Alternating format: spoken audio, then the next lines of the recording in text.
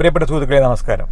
പറയാൻ പ്രയാസമുണ്ട്, ദുഃഖമുണ്ട്, വൈമുഖ്യമുണ്ട്, സങ്കോചമുണ്ട്. എങ്കിലും പറയാതിരിക്കാൻ പറ്റാത്തത് കൊണ്ട് മാത്രം പറയുകയാണ്.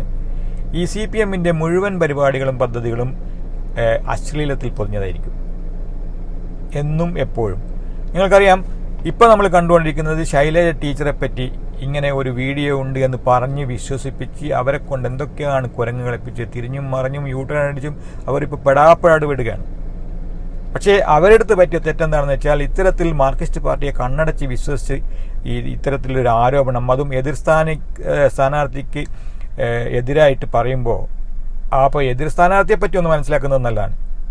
അയാൾ ഷാഫി പറമ്പിൽ എന്ന് പറഞ്ഞ വ്യക്തി ജനങ്ങളുടെ ഹൃദയങ്ങളിൽ കുടിയേറിപ്പാർത്ത, സൗമ്യമായി സംസാരിക്കുന്ന, മാന്യമായി പെരുമാറുന്ന, വളരെയധികം ജനങ്ങളാൽ ഇഷ്ടപ്പെടുന്ന വളരെ വലിയൊരു നേതാവായി മാറിക്കൊണ്ടിരിക്കുന്ന കോൺഗ്രസിൻ്റെ അതിശക്തനായ വാക്കും മുഖവുമാണ്.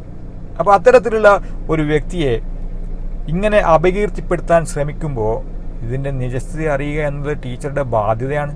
ആ ബാധ്യത മറന്നുകൊണ്ടാണ് മാർക്സിസ്റ്റ് പാർട്ടിക്കാരെ വിശ്വസിച്ചത്. അപ്പോൾ വിശ്വസിച്ച് പോകും.